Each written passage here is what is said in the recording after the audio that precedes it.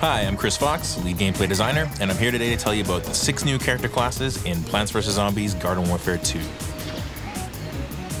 Since the dawn of time, the plants have protected Suburbia from the zombies.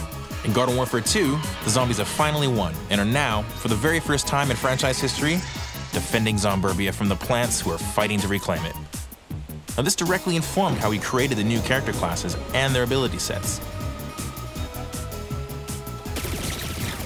Let's start with the crazy little zombie imp, and the reason we're in this mess to begin with. Dr. Zomboss was able to shift the tides of battle in his favor by weaponizing the imps with patented Z-Tech technology from the future.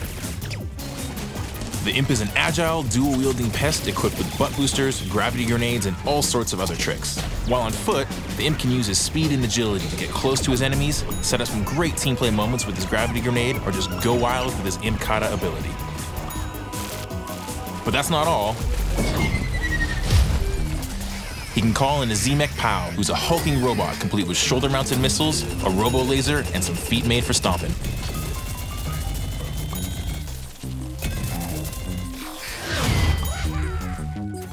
When the battle becomes too much for even the powerful Z-Mech, the imp has his explosive escape to fall back on, ejecting himself from the mech and triggering an explosion in the process. Next up is the imp's stylish nemesis, Citron. Citron has a bounty-hunting orange from the future sent back in time to help the plants take back Suburbia. Being an orange, Citron can transform into a sphere and quickly roll from one area to the next. He can charge up and boost forward, dealing extra damage to zombies, or launch himself off the terrain. Paired with an energy shield for protection, he can not only defend allies when needed, but he can also hold his own against imps and their Z-Mechs. Designed as their direct nemesis, he rocks an EM Peach that's super effective against Z-Mechs, but can also stun other classes. Back on the zombie team, we have the flashy superhero, Superbrains. Zomboss engineered him as the punchy powerhouse and PR rep for Z-Tech, complete with exceptional hair and a charismatic smile. As the first zombie melee class in Garden Warfare, Superbrains causes mayhem up close with his heroic fists and turbo twister.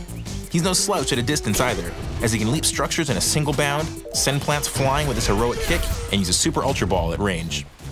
His heroic fist laser is particularly noteworthy, as we actually transform his primary weapon from melee-focused to ranged based on whether you're holding down the left trigger. With this blend of melee power and ranged attack, Superbrains is a staple in breaking up the plant offensive.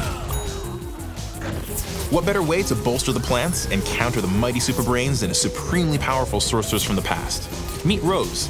Traveling forward in time, Rose has arrived to support the plant's offensive with her magical abilities, summoning teleporters and turrets and turning tanks like Superbrains into stinky old goats. On top of that, Rose has a very effective team play ability called the Time Snare, slowing down time for all unlucky zombies caught within and making them easy targets. Combining that with her Arcane Enigma, the ability to become pure damage-dealing energy, and her homing magic thistles, you have a powerful ally in the fight for Zomburbia.